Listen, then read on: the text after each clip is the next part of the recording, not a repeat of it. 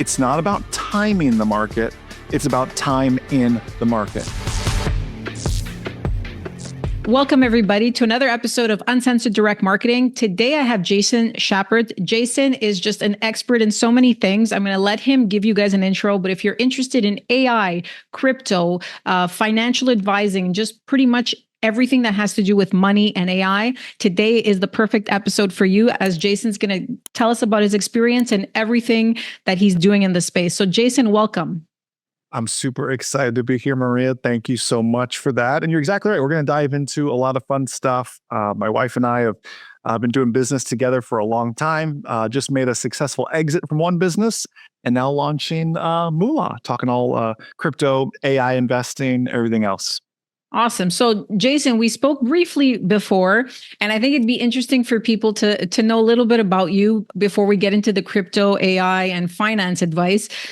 You mentioned you were quite early for our call and our recording, and I said, "Hey, you're early." So I saw you pop into the waiting room, and I let you in. And you said, "Oh, I used to be a pilot." So, how does one go from being a pilot, and maybe you can tell us how you got into being a pilot, and then kind of your path into your current work?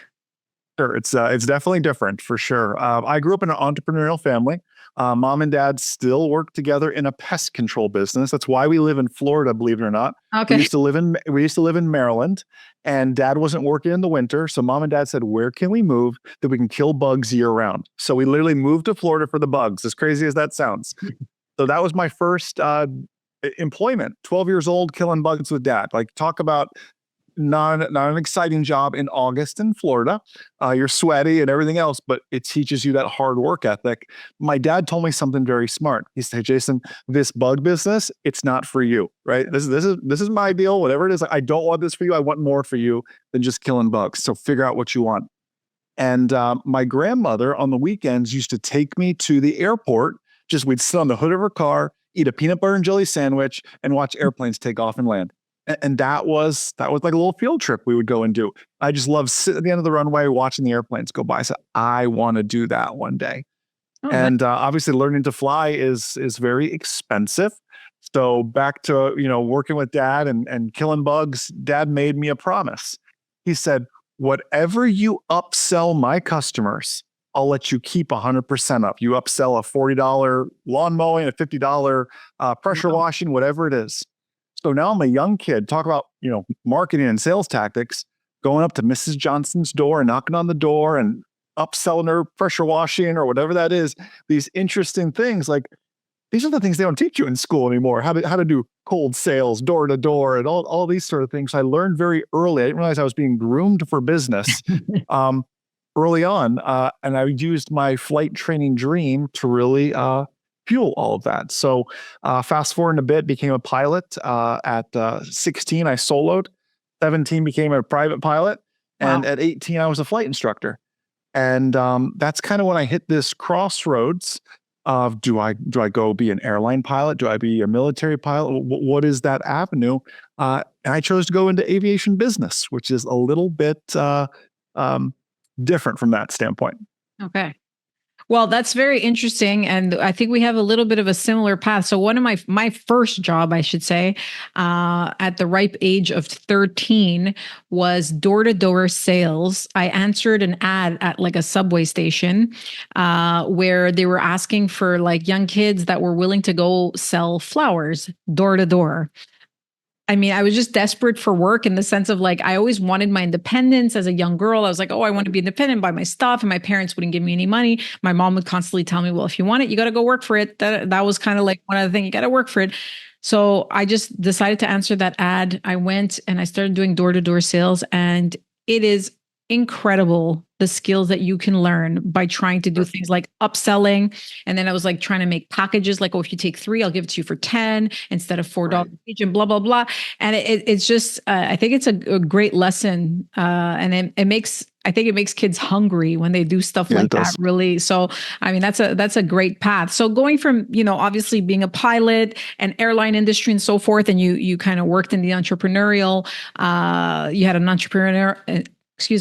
entrepreneurial mindset from the beginning, and from your career. What made you get into finance? And obviously, your interest in crypto and AI and so forth. What kind of got you there? Sure. So we're teachers at heart. The route I chose to go in aviation was to build a flight training business. And my wife and I built the largest FAA test preparation for books, curriculum, everything. If you were becoming a pilot, chances are you probably used some portion of our curriculum, either in your aviation college or training privately or whatever that is. Oh, nice. So we have built this niche over 16 years of taking very complex subjects like aviation rules and regulations and radio communications and emergencies and all these things and break them into plain English that people can use as actionable data when they're flying a hunk of metal through the sky at 300 knots, right? So we'd really positioned ourselves that way. We made a great exit from that business this past year, and my wife and I retired for like 2 days, 48 hours. We said, okay, what are we going to do next? Right? There's kind of these waves of emotions, like you're excited you sold, but then you're like get a little sad because it was kind of like your baby. Yeah. And all this time, I have been managing our personal finances. And I mean, we have been flat broke before. I'm talking like tow truck at the end of the driveway kind of broke, Wow. foreclosure notices on the door kind of broke. And I'm a college dropout. Right? I was never taught any of this sort of stuff. I just learned it all. The reason there's a tow truck at the end of my driveway is because no one told me. The bank gave me a loan. So like that should be, they believe in me. So I should be okay, right? No one ever told me how to steward that loan and how to pay that down faster and everything else. I thought, wow, there is a whole generation that is growing up that believes the financial system is rigged against them. And the truth of the matter is, money and health are the two, we'll call them games, that everybody has to play, whether you like it or not. Every single person, you are thrown into the arena of money and health, and you better know the rules. It's like if you sat down, I have a 7-year-old, and I sat him down to play Monopoly right now. He would be so frustrated the first time playing Monopoly because if you understand the game, you'll beat him every single time. And he could get frustrated and go, I want nothing to do with this game. It's terrible. And a lot of people do that. They get burned because they don't know the rules. They don't know the game they're playing. And most often, they don't even realize they're playing a game. Yeah. But when you take the time, like Monopoly, to understand the rules and everything else, you get better and better each lap around the board. Yeah, and our education system doesn't really address that. But at the same time, I think that people should start taking responsibility for their own health, for their own Yes. finances, because we have a lot of tools that we didn't have 30, 40, 50 years ago. The interesting thing of what you said is I find, at Direct PayNet, we work with a lot of young entrepreneurs, that have very successful online businesses. And obviously we look at people's bank statements when we're approving accounts and we see money flows in and out, cash flows.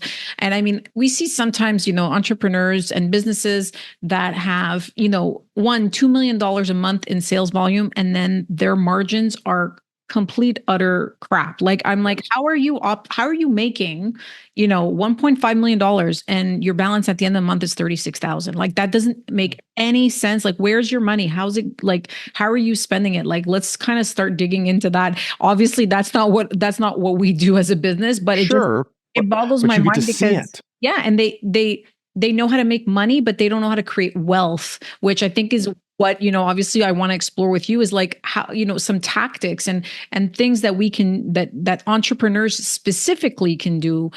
Because Yes. it's so sad when you see, and I see this time and time again, especially in some of the younger generations, is that they know how to make money, which is an awesome skill. Like if you're 25, 30 years old and you're able to make 6 figures or more a month, it's wow. Even if you can make over 10,000 a month at that time by yourself, right? Like as, a freelancer or a business owner and so forth. But it's important to know what to do with that money to make sure that you make more of it, that you invest it, that you protect yourself in the future if there's anything that happens, and maybe create more businesses or do other stuff. But Sure. if you're just making money and spending it and not really, planning for the future, Yes. it's sad because a lot of these entrepreneurs could probably work till 40 and then retire if they're smart enough to take all the steps that they need taking. So, just kind of diving into that, can you tell me a little bit like what does Moola do specifically? Does it is it just really education? Is it something that people interact with, or is it just course based? No, no, no. So all app based. We are your full, debit card solution, savings solution, investing solution from that. And most importantly, and this goes back, and I'm sorry for so many airplane analogies. I'm still a pilot, right? I like to go through my airplane analogies. But in my airplane, in front of me, I have 6 instruments. And those 6 instruments tell me what just happened about 30 seconds ago, what's happening right now in the present, and what's going to happen in the next 30 seconds if I keep doing what I'm doing. I'm climbing, I'm descending, I'm turning. Where is that for our finances? Instead, we have an entire generation that has more month than they have money. And they don't understand, while it's the 20th and the landlord's going to come knocking in 10 days and they don't have the money. Yet if you did an audit of their finances, they went to Best Buy, they spent their tax refund. Oh, and by the way, they have Netflix, Hulu, Paramount Plus, HBO Max, YouTube TV, and their shows aren't even streaming right now, but those companies will happily bill you for all those things. Yeah. You said it so well. We are so good.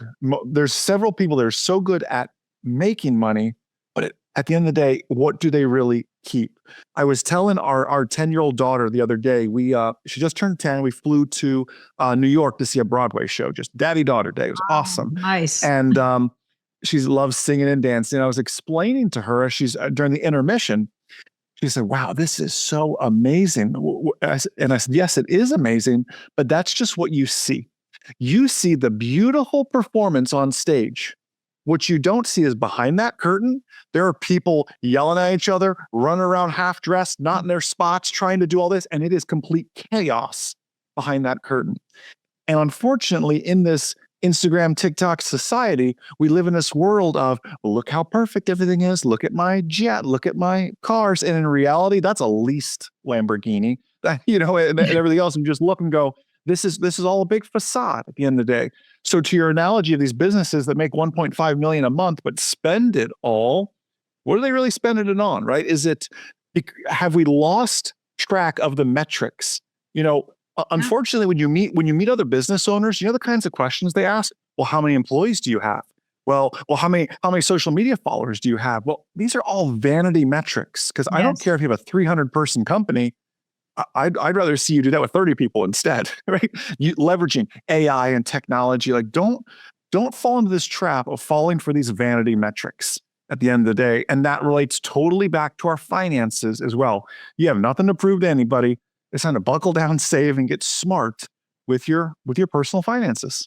For sure. So if we dive into this, personal finance, and even maybe a step further and look at like small business finance specifically, what are your 3 best tips for somebody to start at least learning and getting educated? Like, what should I be doing at the beginning? Because even for myself, when I started my business in my late 20s, I didn't know what the hell I was doing. I was just, doing things that kind of, okay, well, I got to spend money here, got to spend money there. Like, give us your 3 top best tips. I know you probably have 100, but what are the 3 things that you would do to start at least, a path for somebody to start getting financially educated and building wealth? I think building wealth is what people want. It's not just about making money. It's about building wealth.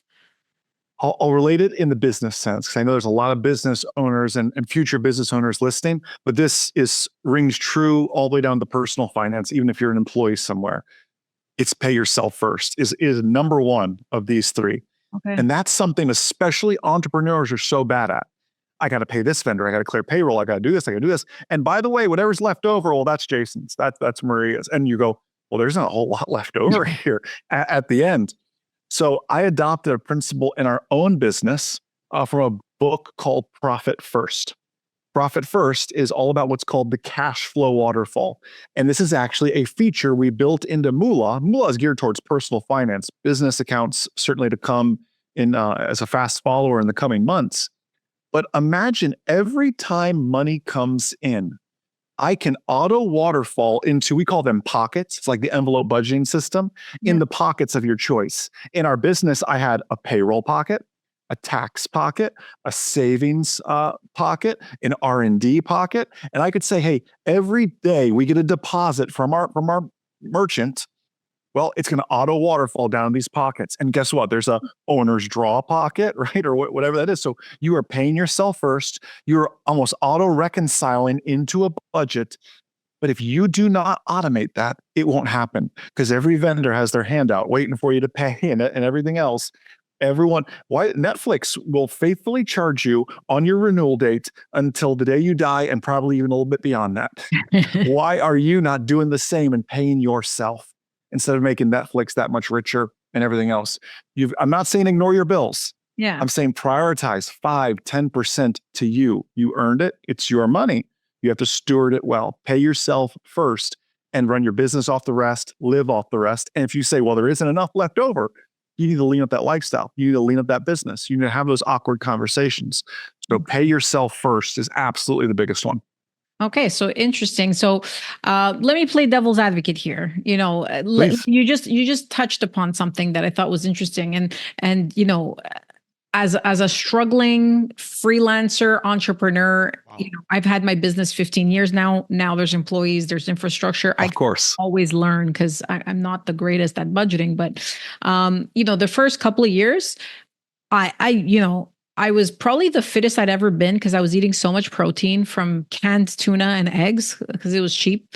So if we're in that, I was operating very lean, other than my rent, very few expenses, had an old beaten up car, other than gas, nothing else. How do you pay yourself first if you're trying to run a business and you just don't have enough? Like if you're as lean as you think you can be, like where can we find extra money or extra things to cut? Or how do you help somebody kind of figure that out? Yeah, it's not even about what to cut. It's about the muscle of actually doing it. How do you get someone that you know needs to go to the gym to go to the gym? Don't send them to the personal trainer for 2 hours. They'll never go back to the gym. Start them with 15 minutes of a personal train session. Okay. It's the same in our finances. Could we, in those lean years, and I didn't do this. I wish I did this. I wish I built the habit of setting aside $100 a week for me. Like, I mean, just start building the muscle now. So hundreds become thousands, becomes millions that you're setting aside for yourself and paying yourself. And to that point, it's not just pay yourself first. I know here in the United States, April 15th sneaks up on a lot of people and March 15th for businesses come tax season. Yeah. And you think, whoa, gee, what do you mean I owe 200 grand? I haven't been saving for that. Well, again, that's a gap in our budgeting. That's back to that cash flow waterfall and allocating. You said something interesting. You said, well, I'm not that great at budgeting. I don't need you to be great at budgeting. I just need you to, we've built the technology to place everything where it needs to go. You just have to focus on what you're best at, which is bringing that money in. And in the case of our Moola members, it's every Friday you get my paycheck. Let's make sure we're putting some to savings and into our literal pockets, as we say. So are you, on the app, do you have to create separate bank accounts for all of this? Like if you're saying, there's like, let's say we are your bank account. Okay. So you're just separating it. You're making sure that, 10% goes here or whatever you allocate or whatever, the person allocates goes to different pockets. So it's just basically you come up with a strategy. If I understand correctly, you come up with a strategy that makes sense for your current life stage. And then you program it in there and then it automatically does this. And as long as you stay within those lines, you should be fine if your revenue, obviously in business, we can't necessarily predict our revenue. So it could be something that might actually have to change every month, right? Well, and that's why it's percentage based, right? I'm gonna say 10% of everything that comes in is going to go to this. Or in the personal finance space, I went 5% to my investing pocket. Or you and your husband are saving up for that dream Aruba vacation, right? You're going to have my vacation pocket. We both have young children. Then maybe we want to send to private school one day, whatever that is. We have our private education pocket. So we begin saving for these things now so surprises don't sneak up on us when that air conditioner goes out or the radiator goes out and it's January, whatever that may be. We are prepared for these situations. It's all about preparedness. And maybe that's the pilot in me, right? As a pilot, I always have plan A, B, C, and D, and I'm ready to implement on those at any time. We need that same kind of thing in our personal finances. Yeah. And I mean, planning in a business, things happen, right?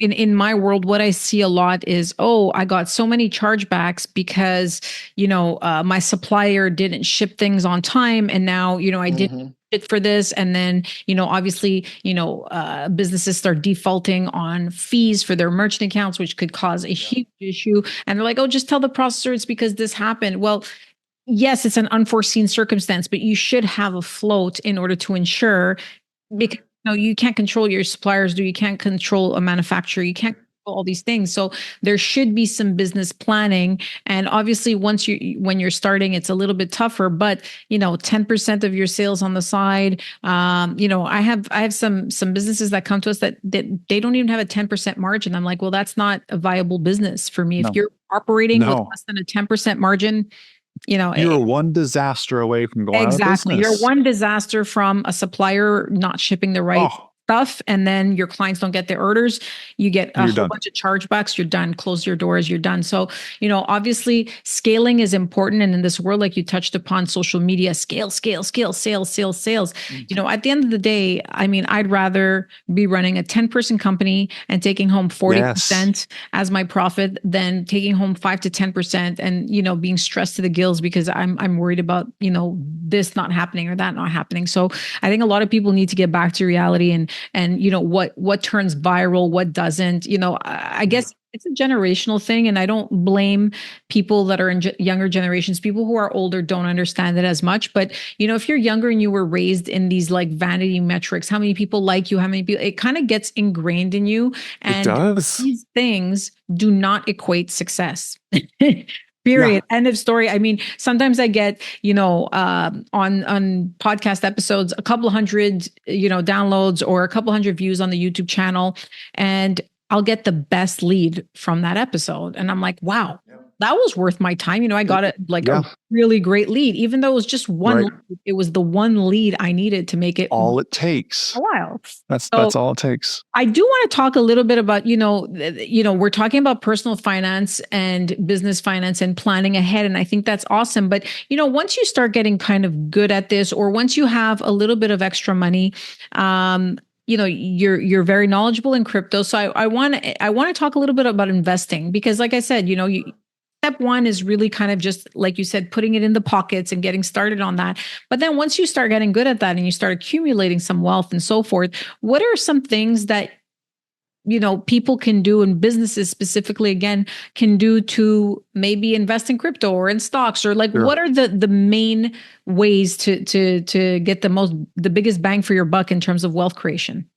Sure. Well, the first thing is to get out of your own way, and everybody is looking for that hot tip. Everyone is trying to time the market. Oh, well, now Trump's in, so this is going to happen. And they just come with all these things and all these excuses to invest or not invest. And at the end of the day, it's not about timing the market. It's about time in the market. You and I were talking earlier about what was it, 2012? You're already talking about Bitcoin, right? Yeah. I've been in crypto for quite some time now. And it sounds cool to tell people, oh yeah, I bought Bitcoin back when it was just $20,000. And people said I was crazy back then. And they go, oh, you're so smart, Jason. I said, no. I was willing to speculate. Right. I didn't go put millions of dollars into Bitcoin. I used 2 or 3% of my portfolio to speculate. And I believe we should have that fun speculation side of our portfolio. But at the end of the day, we just have to get in the game. I hear so many excuses all the time, and it upsets me. Oh, when I get debt free, I'll do this. Oh, when I make more money, I'll do this. Oh, if, and they never end up investing. And now they're 50 years old and don't even have a retirement account set up. It sounds crazy, but at Moola, we're talking to our members who are 25 years old and saying, hey, I want you to set up an IRA. And they go, why do I need to think about retirement? I'm 25. I said, listen, I will be around when you're 65. I promise. I plan on living a long time. And I want to meet you when you retire at 65. And I want to see the wealth that you've created through that IRA, through that investing account, through the crypto. And by the way, at Moola, we've added all the AI tools to help you, because let's be honest, the stock market is confusing. There's all these different factors and fundamentals. At the end of the day, we encourage people 80% of your portfolio in what we call an ETF, an exchange traded fund, index fund of some sort, kind of mimicking the broad S&P 500 of the market. But I'll let you buy some individual stocks as well. And the mistake people make is they go, well, I drive a Tesla, so I'm going to buy Tesla stock. Or I, work at GE, so I'm going to buy GE stock. And I get that, but that may not always be the right investment for you at the right time. So what we use at Moola is we actually have our artificial intelligence algorithm. But the beautiful thing about it, and I realize AI is such a buzzword, everybody puts AI on the end of things, and Yes. you'd be surprised that most things aren't even Dot really using AI. AI. Yeah. And they're not even really using AI. You're like, Yeah. this is not totally true, guys. But we are using our own large language models to give personalized results to Maria, to Jason, to my wife Magda, whatever that may be. Because guess what? We are different ages. We live in different ends of North America. We have different goals, our different goals for our children, whatever it is. I can't recommend the same things that I do in my portfolio to you and to your family. So instead, we're using AI to look at your risk tolerances, what things you believe in investing in. Some people, if you may not want to invest in a company like Lockheed Martin, say, I'm actually against war, so I would invest in Lockheed Martin, or I don't want to invest in things that are in the cannabis industry or whatever. Say, okay, not a problem. You have the right to, it's your money at the end of the day. And that's the big thing too. Like, you earn this money. We'll help you put it to work, but you're in full control of it. We're not trying to be like some investment brokerage house where we handle everything. Like, you are the one making these decisions. I'm giving you the guardrails. I'm showing you, we believe this is a good buy for you. You don't have to follow Moolah's instructions. If you want to go out and buy Tesla or whatever it is, by all means, go do that. I'm just telling you the likelihood of success based on your season of life. And we're putting a risk score on that essentially for them. But that's our biggest thing, is put the Wall Street power back to the people. These are the algorithms and everything else that Wall Street's had for years. And now with artificial intelligence, normal people are able to have it in the palm of their hand. And that's the goal of all of this. So for the AI model, just to kind of dig a little bit there. Yeah. Are you plugging in, just information from, the stock market and different stocks and so forth into your AI model, and then it's spitting out, the results of, maybe trends and how things are going? And then, people are putting in what their goals are specifically. Yes. And your AI model recommends based on their goals. Like if it's, I need something in 3 years versus this is for retirement. You are spot on. I'm retiring in 30 years versus I'm retiring in 10 years. Those are two very different recommendations.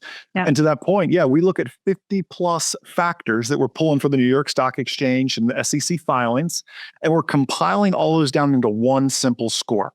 We call it the Moola meter, and it's that simple. It's their buy, sell, or hold, but everything is personalized to you. If we both had the app next to each other, my app would show something different than your app, just because of our goals and everything else. And that's what AI is supposed to be. Everything's AI. It's just like go in ChatGPT and do this. That is so surface level of what's clearly possible out there and what's actually coming. That's the big thing. And I know you'll appreciate this because I know you have a passion for artificial intelligence.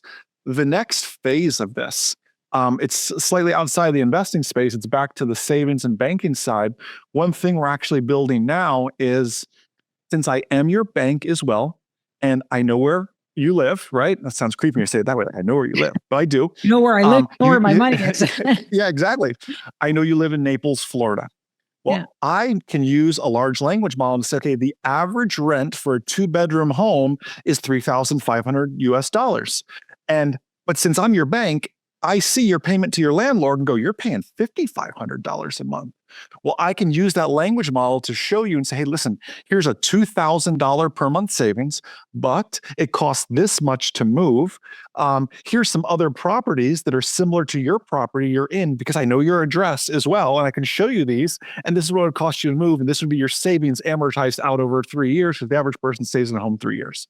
Wow. Right? That's the level of detail we want to get into and use these databases and language models to get that granular. Hey, I know you're with Verizon, but AT&T has an amazing deal right now for the next 3 years, and you can save $1,500 if you make the switch. Oh, and you get a new phone too, right?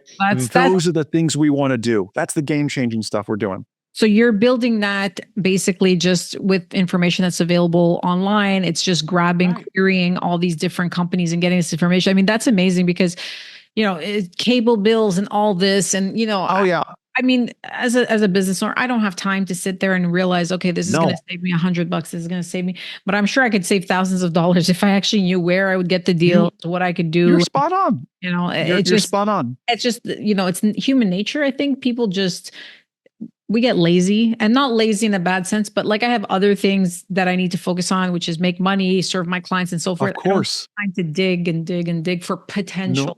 saving. Yeah, nor do our members. Most of our again, we're targeting like 25 to 35-year-olds. Yeah. Most of these people have two jobs, or they're a nurse that works 12 to 12 shifts, or a firefighter who's on for 3 days and off for 2 days. Like Yeah. they don't have time either to be going out and seeking out these deals and everything else. They need to use that technology to automate that process, and that's what Moola really is. And that's what we created. So, I mean, if we get back to, the business side of things and the personal side, and this is something that I struggle with as well as a business owner. So I pay myself as an employee, of course, and I have other employees and so forth. But I always wonder, everybody has different strategies, and I maybe I'm going to be a bit selfish here, but I think a lot of business owners have the same question: is how much money should I leave in my company? Should I zero it out to try to pay the least amount of taxes, or should I pay a little bit of tax and invest using my company? Like how does one split up at the end of the year when you have a surplus? How much to take personally, how much to maybe pay taxes on and invest somewhere else, or what you can do. Like if you have a business, would you just say invest everything from your business and then, or maybe create another company for investment? Or how do you guide young entrepreneurs with this I guess conundrum of like how to balance business Sure. funds, personal, how it should be split, and how to invest it properly. Well, yeah, to your point, zeroing out the business is dangerous, right? I mean, that is not never a situation anybody wants to be in. Sometimes we accidentally find ourselves there, right? That just Yeah. happens sometimes. And this is why we need that reserve. But to your point, if I have $100,000 in reserves just sit in the bank account, you're just making the bank rich, because I'm sure they're not paying you interest on that money as well. So how can we keep that fairly liquid? Put it in some high yield savings, some money market, something along those lines. Yes, you could invest it, even in an index fund. While it's not liquid today, it can be liquid in 2 or 3 days to get your money working for you in that as well. And that's the main thing. How do I make sure this money I earned is constantly working for me? At the end of the day, I'd imagine most people listening didn't start their business to just make themselves a job. And you can go find a job anywhere. Yet many of us as business owners find us saying sometimes like, wow, I just made myself a job. In reality, we're building a business to be generational, whether that's to sell, whether that's to let your children take it over one day. I imagine that's everyone's goal, one of those two things. So how do I set this business up for success with key man insurance, and yes, an investment portfolio, and the ample reserves and everything else, and all of that working towards growth of the business as well. Towards yes, I want to pay as few taxes as possible and everything else, but at the end of the day, they're coming for their money no matter what. Yeah. Everything's got to be set aside and appropriated. I never advocate for running this thing to zero and getting clever with all these different tax strategies and everything else. Pay the government what they're due, fortunately or unfortunately, and just be the best version of yourself in your business. Because at the end of the day, you're building this thing to sell or to give to the kids or somebody. Yeah. I mean, I agree with that. And also, I'm not a fan of it stresses me out running a company to zero. It just stresses me out. I Oh know yeah, people have different strategies, and I talk to different business owners that have different things. At the end of the day, if you have a good CPA, that's one thing I would say as my advice as a business owner: get a good CPA. Just like all doctors are not made equal, all CPAs are not made equal. truth. And some just know more than others and are able to kind of strategize different ways and ways that like, for example, dividends versus bonuses versus Yes. money. I've made thousands of dollars of kind of extra just by saying, okay, well, now I should take a dividends. Now I should take a bonus. Now I should, and Right. you need the right advice, and paying for the right advice is probably going to save you money. If you're paying money to a professional, you should be making more money in the end. Yes. So, Amen. I mean, I find that's interesting. Now, kind of getting back to the whole crypto thing and kind of closing on this, because I know a lot of people Sure. are scared. And there, Wow. there's ETFs, there's buying, Bitcoin, just kind of the main currency, and then buying some alternative cryptos and so forth. Like, what do you think? And we're not going to hold you to this, but what percentage of a portfolio for somebody, you're talking 25 to 35, what percentage of their portfolio should be in crypto? And should it be ETFs? Should it be different cryptocurrencies? Should it be just Bitcoin? Like, what are your thoughts Right. on all of this? Because I know that I'm sure you probably have, as you said, you have some stuff going on in crypto, but I'm sure this is a question that comes up often because All the time. I also Yeah. struggle with this. Is like, it's risky, but not risky, because over time, if you bought crypto, I think the stat that I read just recently is like, if you've bought crypto in the last, I think 6 or 7 years, 96% of the time you've made money. Right. No, you're exactly right. And then you also hear the naysayers. Oh, it's not backed by anything. It's not this. Listen, even the US dollar is not backed by gold anymore. So don't let them fool you with their arguments, everything else. Yeah. 2 or 3% is what I recommend people to keep in their portfolio. And it is speculation at the end of the day, right? I'm not trying to tell you this isn't like real estate or something like that. It's Yeah. 2 or 3% for fun speculation. Now, should that be in a crypto ETF? A lot of people lean towards that, but let me tell you, if crypto goes down, that ETF's fallen just along with it. Yeah. If Bitcoin comes down, Bitcoin's the leader. Bitcoin brings the whole market down. Just like right now in the stock market, if Tesla drops, Nvidia drops, all these Apple drops, they're going to bring the whole market down. It's very, very similar. So think of it that way. For me, personally, the majority of my 2 to 3% is in Bitcoin, and I do speculate in some smaller coins, Cardano being one, and do a little bit of staking, which is to put in plain English, staking is a way to put my crypto up to stake to continue the blockchain and get what would be essentially a dividend, to put it in plain English to kind of make sense, and get some crypto back out of it. So it's working for me, and I've done well on that as well. Am I selling now? No, I've held this stuff since 2015 ish, and I'm going to keep holding it here and everything else. And then one day I'm going to spoil my wife with a great vacation or something with it, because that's what you do with your fun speculation money. You send the kids to college, you go on the great vacation, you reward yourself with it. And if you were to lose that 2 or 3%, you say, you know what? I learned a lot. That's awesome. It's You didn't go all well and gambling. good. You speculated intelligently. You are exact. Yeah, I'm not at the blackjack table doing this or anything like that. It's different. So I feel with the speculation money, you can reward yourself with something kind of big that you'd like to do from that standpoint. So you said 2 to 3%, and I said, I wanted to end on crypto, but now I have to ask you, because you mentioned real estate, and that's one area.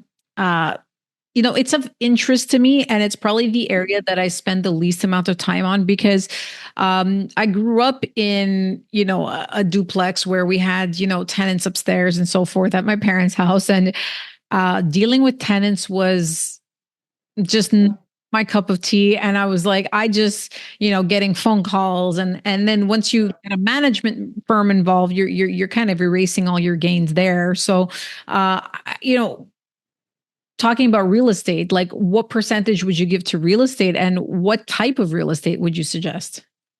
Sure. So we've been down this route. My wife and I, when we first moved in together, that house is now a rental for us, and it's kind of a pain sometimes.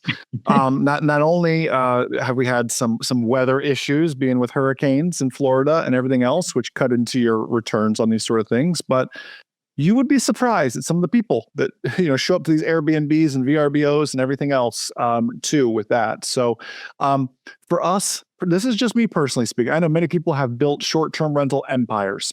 Yes. Yes, we own plenty of real estate. For us, they are fun vacation houses for us to go to.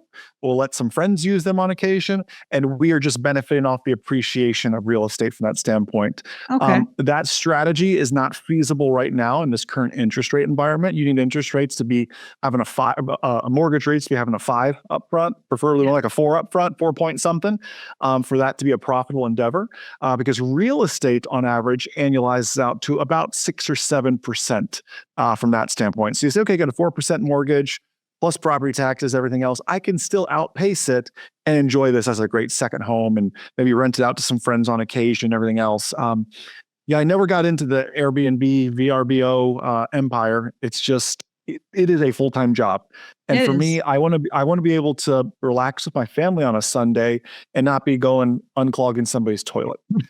There you You go. know, That's exactly my thoughts, and I find that very there's a lot of offers right now when you're watching, social media and so forth, and people saying how they built their wealth with real estate, and it's great if it, that's what you it want to can be focus done. your business on. You're But exactly right. It's a running business. another business, real estate Mm, becomes another business, especially if you're yes, short-term rentals, because you know hiring a management company, like I said, it's going to take away all your margins. So at the yes. end of the day, it's not feasible, especially if you're starting. So for me, real estate's just been something that I'm like, if I can find a company that's like a builder or something and maybe invest in something I believe in There with you go. projects, There you go. but actually buying exactly what you said, buying somebody's, unclogging somebody's toilet on a Sunday, not my cup of tea. I work online, you work online. I tend to be a little bit of a Yes, hermit and just kind of keep to yes. myself. And I like to keep it like that. And real estate I doesn't. want to work in my pajamas all Yeah. day, right? Don't bug me, right? So, I My mean, coffee. just to kind of close it up. So your main strategy focused is really different stocks, different, bonds and all that kind of stuff, right? And this is Correct. what Yeah, Moola is going to help you with the AI system behind it. So I think, absolutely. I'm definitely interested in learning more about this and understanding more of how this works because AI, it's such a huge opportunity in every industry. Every Yes. industry. I mean, people who are saying it's not going to do anything, there's Chat GPT. I don't know if you heard this, but Chat GPT has like an 800 number and you can call it, No, I saw that. I saw ask that. it Yeah. anything. And it's unbelievable. I actually tested it. I was like, this is unbelievable, So, and this is like where, we call it like the hockey stick curve, right? Of Right. technology. You're like Right. literally almost at the We're bottom, at the beginning. gone like this. And I'm like, you can literally have a conversation with this thing. That's wild. Well, and I'll let us wrap on this point because you're exactly right. We're right still at the brink Yeah. of all of this. And I've talked to some people.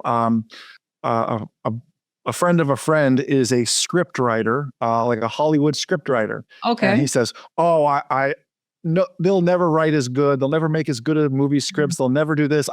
I'm not buying into AI." And I didn't know him well enough to say this, but I'm thinking, don't be a taxi driver when Uber first comes out, because that's exactly what this is like right now. You're the taxi driver. There's this thing called Uber, and you better jump on board now. If not, there's no room for taxi drivers much anymore. I love that analogy. And, the taxi drivers that bought their licenses for a couple $100,000 in the big cities, that kept harping on it. I was like, listen, you lost the money. You gotta now stop complaining and just figure something out, like try something different and so forth. So I love that analogy. That's a great ending, Jason. That's something that people need to remember is, script writers. I'm not saying taxi drivers, script writers, everything. We're still going to need some, but we're just going to need less. Absolutely. As AI is just going to make Absolutely. you more productive. You can write 5 scripts because you can get one and just edit it versus write it from scratch, right? So, I mean, I love that you're using technology in this specific sense in finance because I always struggled with one thing is whenever I do investments, those big investment firms with all these people telling you what to do.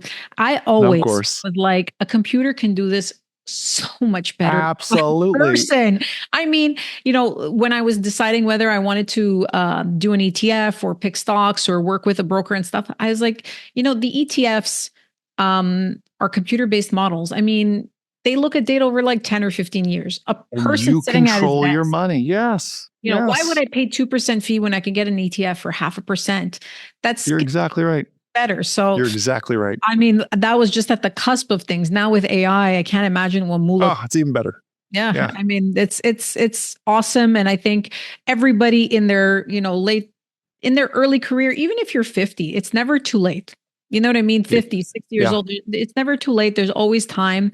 And I'm so happy that, there's people like you using this technology instead of, old bankers that are just trying to say, Hmm. this is never going to happen. This is never going to work. So thank you so much, Jason. I love that Uber Yes. analogy. Definitely, guys, if you're listening, go check out Moola, and we're going to put some contact details down below for Jason if you have any questions. Jason, thank you so much. This was super informative. I'm actually going to look at my personal finances now and see what we can move There around you go. and maybe Yes. leverage the AI tools well, I'm obviously a little bit older than your target market, but hopefully I can make some use of it. No, it's still great. That's awesome. Thanks, very good to see you. Thank you. Cheers.